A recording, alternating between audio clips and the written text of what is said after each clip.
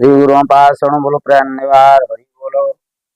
ओम अखंड मंडलाकारं व्याप्तजेन चराचर तत्पददर्शितजनं तस्मै श्री गुरुभ्यो नमः। गुरु ब्रह्मा गुरु विष्णु गुरुदेव महेश्वर गुरु साक्षात् परम ब्रह्म तस्मै श्री गुरुभ्यो नमः। आनंदमानंदकरं प्रसन्नं ज्ञान स्वरूप निरवधरूपं योगेन्द्र नित्यं भवरोग वैद्यं श्रीमद्गुरु नित्यं भजा। श्री गुरु पाषण बोलो प्रयाण निवार हरि बोलो। समस्त को मोर नमस्कार जनाऊँगी। ये जीव साधु संग बिनु लभि न पारे मोर तनु। मोर गुरुदेव विश्वगुरु अचिना ठाकुर श्री श्री श्री निमाई चरण परमहंस देव श्रीमद् भागवत महापुराण विचार आम्भे माने भगवान को किभली पाई परिबा से विषय में आज कहूँ। आगु गोटा पढ़ी शुणी ये निवेदन मोर समग्र विश्ववासी उद्दिष्ट। तेणुक समस्ते टिके मन देकी ध्यान देकी शुणु जे भगवान को आम कि पाई पारिया। भागवत कि लिखा है मोर गुरुदेव कमी कहते। मोर गुरुदेव विश्वगुरु श्री श्री श्री अचिना ठाकुर निमाई चरण परमहंस देव आम मान भागवत पाठ शिक्षा देउछंदी। भागवतर प्रतिटी विषय विचार करी गीत माध्यम आंभ मान जन तथा समस्त को भागवत पढ़ा कहते। भागवत रे सब किछि लिखा अछि। ए सृष्टि किए ओ किभली एवं काहींकी गढ़ी से गुप्त रे रहुथिबा रहस्य कौन तथा यार सत्य किभली जानि परिबा बा आंभे माने भगवान को पाई परिबा। आहुरी मध्य भगवान केवल पृथ्वी रे सब सृष्टि करछन। से रहुथिबा स्थान ओडिशा ओ से ओडिया भाषा रे कथा कहन तथा पृथ्वी स्थिर ओ आकाश रे थिबा समस्त पृथ्वी चारिपटे भ्रमण करुछन। यही सब विषय भागवत रे लिखा अछि जहाँकि मोर गुरुदेव जनाई। प्रति कथा को सीधा सड़क न कही विभिन्न उदाहरण माध्यम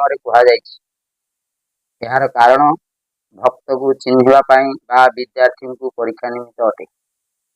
ज्ञान न कहे से साक्षात दिखाई घर द्वार पथे भृत्य लक्षण जानिबारे स्वामी स्वभाव ए संसार। जे हरि पुरुष पुराण आत्मा को आपणे निर्माण स्वभाव जन्म जार नहीं आत्मारू प्राणी को सर्जय। भागवत महापुराण जे पुरुष बा ठाकुर से हरि अटंत से आत्मा को आपणे निर्माण कर स्वभाव तांकर जन्म नहीं तथापि आत्मारू प्राणी को सर्जुछन। ए सृष्टि सर्जना करिवार कारण निजर आत्मक्रीडन करी संतोष लाभ करिया पई कहुଯାଇଛି।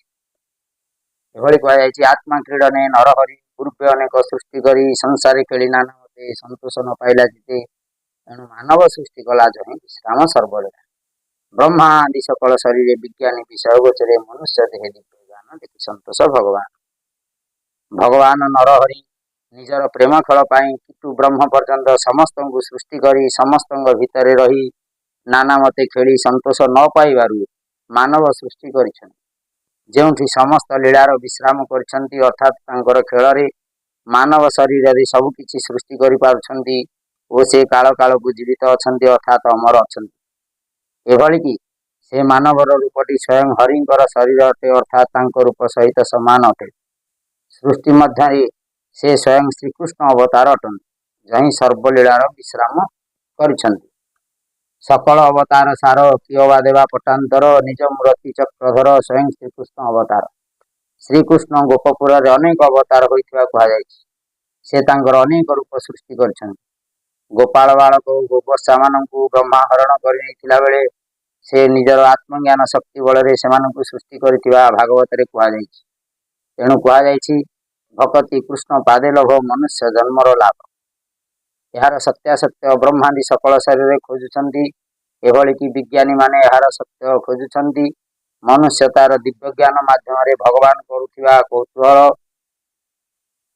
कौतूहल जानी पारुछि ओ तांको धरा पकाई देउछि जहा देखि भगवान संतोष हेउछन। मनुष्य देह दिव्य ज्ञान देखि संतोष भगवान को साधु संग रे लाभ करा जाय थाए जे जीव साधु संग बिनु लभि न पारे मोर। तेबे कृष्ण अदृश्य रहिबा बा मृत्यु अभिनय करिवार कारणटी विचारे नहीं प्रयोजन। तेणु से गले निज स्थान तोते नगणी मत भोले भमये महिमंडल।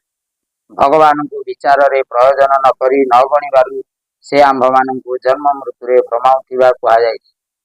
ଆହୁରି ମଧ୍ୟ କୁହାଯାଇଛି ଯେ ଚରଣେ ବିନ୍ଧିଲା ସେ ବ୍ୟାଧ, ଖଣ୍ଡିଲେ ତାର ଅପରାଧ, ଦେଖାଇ ଦର୍ଶନ ଗତି, ତାହାକୁ ସ୍ୱର୍ଗେ ଦେଲେ ସ୍ଥିତି, ଆପଣା ତନୁ ସେ ନ ରଖେ, ଏ କଥା ମୂର୍ଖ ଜନ ଲେଖେ।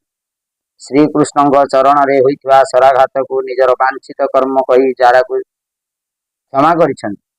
ସେ ଯାରାକୁ ଏହା ଦର୍ଶାଇଛନ୍ତି, ଯେଣୁ ମୁଁ ସର୍ବଭୂତରେ ସାକ୍ଷୀ ସ୍ୱରୂପରେ ଅଛି, କେହି ମୋତେ ଗୋଚର କରିପାରିବେ ନାହିଁ।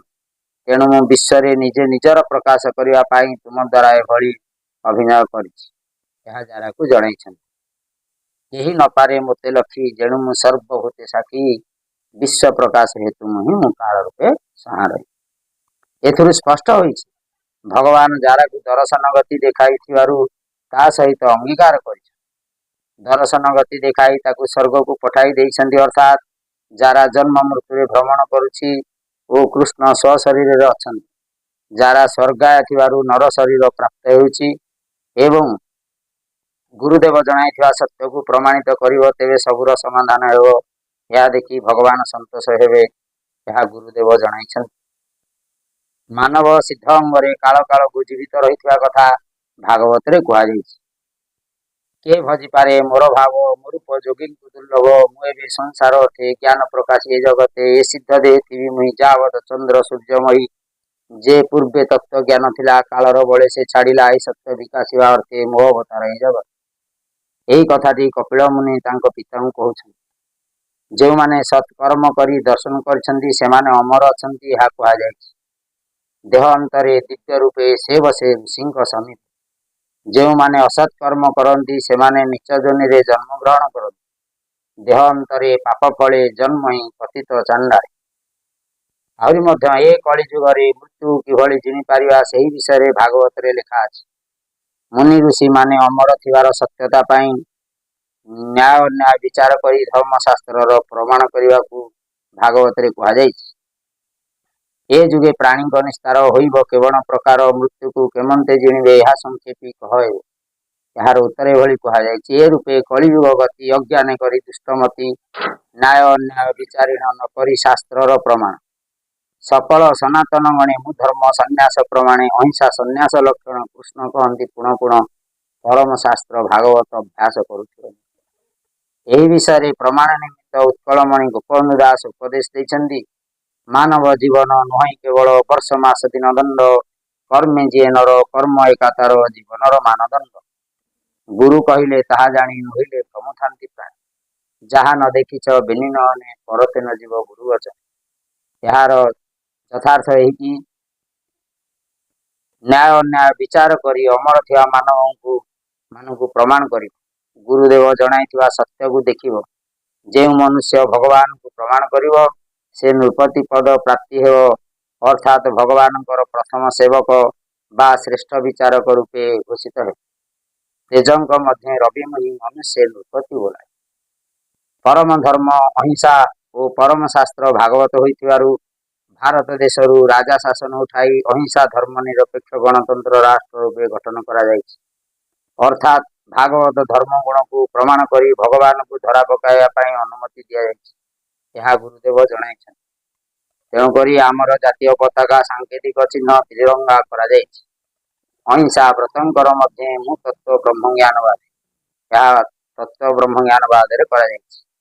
ମନୁଷ୍ୟ ଭଗବାନଙ୍କୁ ପାଇବାର ବାଟ ଖୋଜିପାରେ ଓ ପ୍ରମାଣ କରେ, କାରଣ ଭଗବାନ ଭୂତ ଭବିଷ୍ୟ ବର୍ତ୍ତମାନ ସର୍ଜଇ କରି ଅନୁମାନ, ସମ୍ପୂର୍ଣ୍ଣେ ସର୍ବଜୀବ ବସେ କାହାରି ସଙ୍ଗତେ ନ ମିଶେ, ଦୃଶ୍ୟ ଅଦୃଶ୍ୟ ସେ ନ ମିଶେ ସେ ବେଳେ ଭକ୍ତ ଜନେ ଦିଶେ।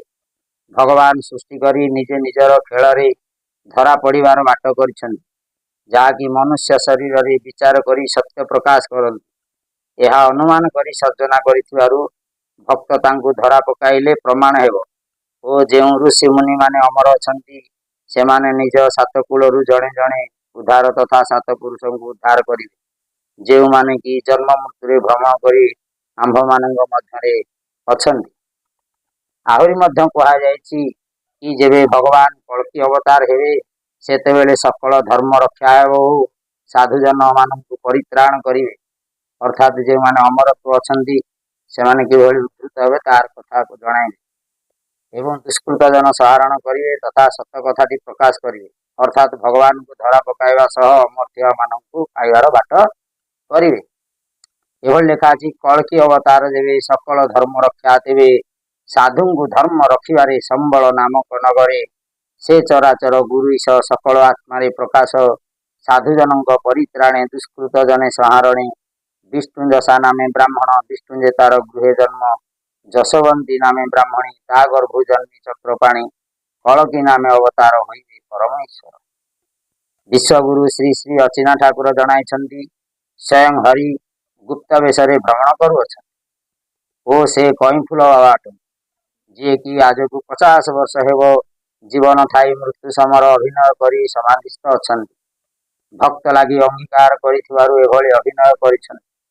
ଭକ୍ତ ଦ୍ୱାରା ଧରା ପଡ଼ିଲେ ମୁନି ଋଷିମାନଙ୍କୁ ଉଦ୍ଧାର କରି ସତ୍ୟଯୁଗ ପ୍ରକାଶ କରିବେ ଓ ଜନ୍ମ ମୃତ୍ୟୁ ନିବାରଣ ହେବ, ଏହା ଗୁରୁଦେବ କହିଛନ୍ତି। ବିଶ୍ୱଗୁରୁ ଅଚିହ୍ନା ବାବା ନ୍ୟାୟ ଅନ୍ୟାୟ ବିଚାର କରି ଯେଉଁ ଯେଉଁ କର୍ମ ମାନ କରି ମାନବ ଅମରତ୍ୱ ଅଛନ୍ତି ତାହା ଜଣାଇଛନ୍ତି। ସେ ଏହାର ପ୍ରମାଣ ପାଇଁ ବିଶ୍ୱ ପରିଚାଳନାର ଶୃଙ୍ଖଳିତ ନିୟମ ଲେଖି ଜାରାକୁ ନିର୍ଦ୍ଦେଶ କରିଛନ୍ତି। ନିୟମ ଗୁଡ଼ିକ ବିଶ୍ୱବାସୀଙ୍କୁ ଜଣାଇ ରାଜାପଣ ଧରି ଶ୍ରୀହରିଙ୍କ ପାଦ ତଳେ ସମର୍ପଣ କରି ତୁମ ସହିତ ହୋଇଥିବା ଅଙ୍ଗୀକାର ପୂରଣ କର। କାରଣ ଜୀବର ସଧର୍ମ ଏ ଭାବ ହରିଚରଣେ ସମର୍ପିବ ଏ ଭାଗବତ ଧର୍ମଗୁଣ ଈଶ୍ୱର ବଚନ ପ୍ରମାଣ। କର୍ମେ ସମ୍ପାଦି କର୍ମଫଳ ଯେ ଭାବେ ହୃଦୟ ନିର୍ମଳ ସେ ଫଳ କୃଷ୍ଣ ପାଦେ ଦେଇଛି ତେଜେ ଭକ୍ତିଭାବ ଭରି ତାହାକୁ ବୋଲି ମହାମତି ଦୁର୍ଲଭ ମୁକ୍ତି ସେ ଲଭନ୍ତି। ତେଣୁ ତୁମ ସହିତ ହୋଇଥିବା ଅଙ୍ଗୀକାର ପୂରଣ କରି ତାଙ୍କୁ ଦର୍ଶନ ଦେବା ପାଇଁ ପ୍ରାର୍ଥନା କର ଓ ତାଙ୍କ ସମାଧି ଖୋଲି ଦେଖ। ତା ଭିତରୁ 12 କି 13 ବର୍ଷ ବୟସ ଭଳି ନବଯୁବକ ଶରୀର କନ୍ଦର୍ପ ପରାୟ କାନ୍ତି କୋଟି ସୂର୍ଯ୍ୟ ଜିଣି ଜ୍ୟୋତି ନବଘନ କଳା ଜଣେ ପୁରୁଷ ବାହାରିବ, ଯିଏକି ସ୍ୱୟଂ ହରି ଅଟନ୍ତି। ତେବେ ପ୍ରମାଣ ହୋଇଯିବ ଯେ ହରି ପୁରୁଷ ପୁରାଣ ଆତ୍ମାଙ୍କୁ ଆପଣେ ନିର୍ମାଣ। ଏହା ହେଲେ ବିଶ୍ୱ ସଜ ହେବା ସହ ସ୍ୱ ଆତ୍ମା ପରାତ୍ମା ଚିହ୍ନା ପଡ଼ିଯିବ। ଏହି କଥା ଗୁରୁଦେବ ଜଣାଇଛନ୍ତି। ମୋର ଗୁରୁଦେବ ଆତ୍ମଜ୍ଞାନ ଶକ୍ତି ବଳରେ ନିଜର ଅନେକ ରୂପ ସୃଷ୍ଟି କରିପାରନ୍ତି ଏହା କହିଛନ୍ତି। ଏହା କିଭଳି ହୋଇପାରିଛି ସେହି ଜ୍ଞାନ ମଧ୍ୟ ପ୍ରକାଶ କରିଛନ୍ତି। ସେ ଏହା ଜଣାଇଛନ୍ତି କି ଭାରତର ମହାମହିମ ନିଜର ଆତ୍ମଜ୍ଞାନ ଶକ୍ତି ବଳରେ ନିଜର ଅନେକ ରୂପ ସୃଷ୍ଟି କରିବା ଜାଣନ୍ତି କି?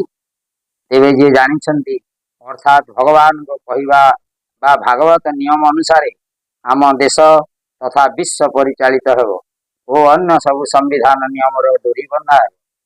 ଆହୁରି ମଧ୍ୟ କହିଛନ୍ତି, ଯେଉଁ ଗୁରୁଦେବ ଏହି ବିଦ୍ୟାକୁ ଶିକ୍ଷା ଦେଉଛନ୍ତି ସେ ଶିକ୍ଷା ଦେଉଥିବା ବିଦ୍ୟାର ପ୍ରମାଣ ନିମିତ୍ତ ଅପେକ୍ଷାରତ। ତେଣୁ ଏହାର ସତ୍ୟ ଜାଣିବା ଓ ଭଗବାନଙ୍କୁ ପାଇବା ତଥା ଭଗବାନଙ୍କୁ ଖୋଜିବାର ପରିସମାପ୍ତି ହେବ।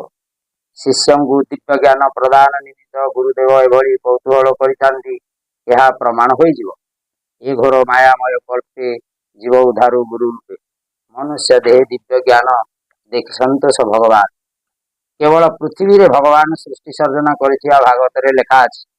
ତାହା ଏଭଳି ଲେଖା ଅଛି, ସୃଷ୍ଟିର କାଳେ ଭଗବାନ ଆତ୍ମାକୁ ଆତ୍ମା ରୂପେ ଧ୍ୟାନ କରିଣ ଦେଖେ ଏକକିତି ସେ ପୁଣି ଆତ୍ମଜ୍ଞାନେ ଥାନ୍ତି ବିଶେଷ ଶକ୍ତି ତାର ଦେହେ ରହି ଆତ୍ମଜ୍ଞାନ ମୋହି ସେ ଶକ୍ତି ବଳେ ଜ୍ଞାନ ସ୍ମରି ତକ୍ଷଣେ ମାୟା ରୂପ ଧରି ପ୍ରଥମେ ବାଳକ ବୟସ ସୃଷ୍ଟି ଉଦୟ ଉପବେଶ ଦୁସ୍ତର ବ୍ରହ୍ମଚର୍ଯ୍ୟ ବ୍ରତେ ତପସାଧିଲେ ସେ ନିରତେ। ଏଥିରୁ ସ୍ପଷ୍ଟ ହେଉଛି କେବଳ ପୃଥିବୀରେ ବା କ୍ଷିତିରେ ଭଗବାନ ସୃଷ୍ଟି ସର୍ଜନା କରିଛନ୍ତି। ଯେଉଁମାନେ ଆକାଶରେ ଅଛନ୍ତି ସେମାନଙ୍କୁ ସୃଷ୍ଟି କରି ଆଜ୍ଞା ଦେଇ ଭ୍ରମଣ କରାଉଛନ୍ତି। ଭଗବାନ ପ୍ରଥମେ ବିଶ୍ୱାବସୁ ଶବରକୁ ଦର୍ଶନ ଦେଇଥିବା କୁହାଯାଇଛି। ଏଥିରୁ ଜଣାପଡ଼େ ଭଗବାନ ଓଡ଼ିଶାରେ ଅଛନ୍ତି ଓ ଓଡ଼ିଆ ଭାଷାରେ କଥା କୁହନ୍ତି। ସୂର୍ଯ୍ୟଦେବଙ୍କୁ ଡାକିଲେ ନିକଟକୁ ଆସିବେ ଓ ତାଙ୍କ ଗଳାର ହାରରେ ଶ୍ୟାମନ୍ତକ ମଣି ଶୋଭା ପାଉଥିବ, ଯେଉଁଥିରୁ ଗୋଟିଏ ମଣି ସେ ସତ୍ରାଜିତଙ୍କ ସଙ୍ଗରେ ବନ୍ଧୁତା କରି ତାଙ୍କୁ ପ୍ରଦାନ କରିଥିଲେ, ଯାହାକି କୋହିନୂର ହୀରା ନାମରେ ପରିଚିତ ଅଟେ। ତେବେ ତାଙ୍କ ଗଳାର ହାରରେ ଥିବା ମଣି ଓ କୋହିନୂର ହୀରା ମେଳକ ହେଲେ ସୂର୍ଯ୍ୟଦେବଙ୍କ ପରିଚୟ ସ୍ପଷ୍ଟ ହୋଇଯିବ, ଏହା ଗୁରୁଦେବ ଜଣାଇଛନ୍ତି। ଦୟାବହି ଏହାକୁ ବିଚାରକୁ ନିଅନ୍ତୁ ଏବଂ ଯେଭଳି ଏହାର ସମାଧାନ ହୋଇପାରିବ ସେଥିପାଇଁ ଅପୂର୍ବ ସହଯୋଗ କରିବା ହେଲେ ଅଧୀନ ଚିର ଉପକୃତ ଲାଭ କରିବ। ଏହି ବିଷୟକୁ ସମସ୍ତ ଟିଭି ଓ ସମ୍ପାଦକମାନଙ୍କୁ ଅନୁରୋଧ କରିକି ନିଜ ନିଜ ଖବର ସମାଚାରରେ ସ୍ଥାନ ଦିଅନ୍ତୁ, ଯେଭଳି ବିଶ୍ୱବାସୀ ଜାଣିବେ ଓ ସମାଧାନ ପାଇଁ ବିଚାରକୁ ଆସିବେ। ସମସ୍ତ ଖବରକାଗଜ ସମ୍ପାଦକମାନଙ୍କୁ ମଧ୍ୟ ଅନୁରୋଧ କରୁଛି, निज निजर खबर कागज छपाइवा विनम्र अनुरोध कर जनाऊँगी। या द्वारा समस्ते जानिब और सत्यर प्रतिष्ठा हो पार। आ विशेष किसी कहूना श्री गुरु पास शरण बोल प्रयाण नेवार इति। मो ना टुलु दास अच्छी ना ब्रह्मवधूत आश्रम रतापाट बड़म्बा कटक ओडिशा भारत देश। श्री गुरु पास शरण।